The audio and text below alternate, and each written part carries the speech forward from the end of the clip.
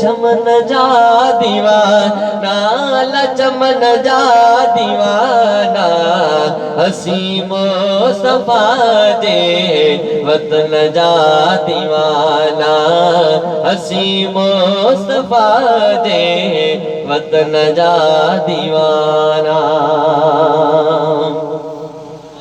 माशाअल्लाह मदीने जो गिटियूं जिते हुजूर पंहिंजा कदम मुबारक घुमाया हाय हाय उन गिटियुनि तां बि सदको थियो माशाअल्लाह।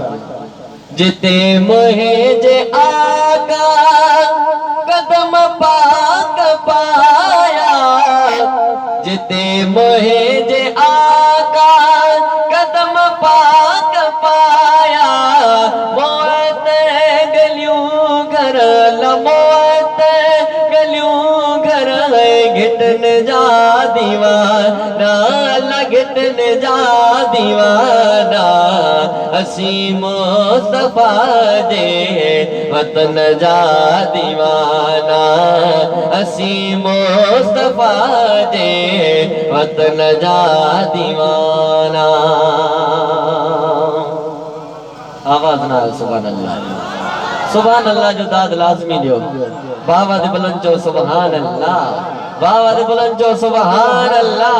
सरकार की आमद दिलदार की आमद सोहने की आमद आका की आमद सभई मुल्क घोरा नबी जे शहर ता सभई मुल्क घोरा नबी जे शहर ता नायू शाम उर्दुन अल्लाह नायू शाम उर्दुन यमन जा दीवाना यमन जा दीवाना हसी मुस्तफा जे वतन जा दीवाना अल्लाह हसी मुस्तफा जे वतन जा दीवाना।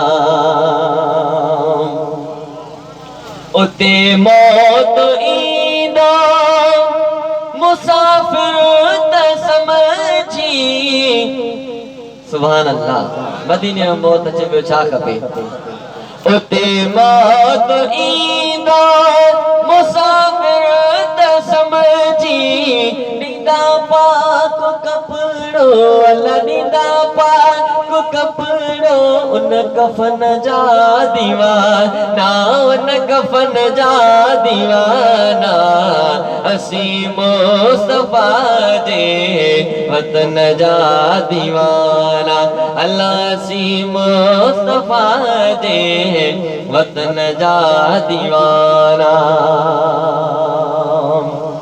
ही मिसरो अमा सभिनी जी नज़र ता सैयद सगोरे जी देर सदारत ही प्रोग्राम रचायो सभिनी के सां सैयदन सां सभिनी के मोहब्बत आहे न सभई हथ मथे खणी ॿुधायो कंहिंखे कंहिंखे मोहब्बत त हिन में शायर इहो ई चए थो त असां सैयदन जा बि दीवाना सम्झो सुभान अल्लाह।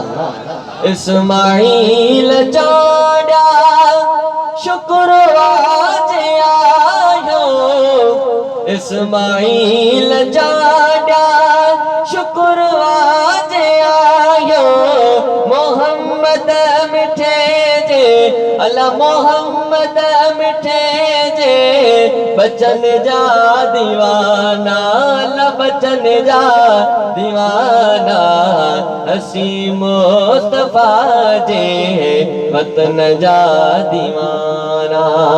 सिखो था नबिया जे सहन जा दीवाना हसी मुस्तफा जे वतन जा दीवाना।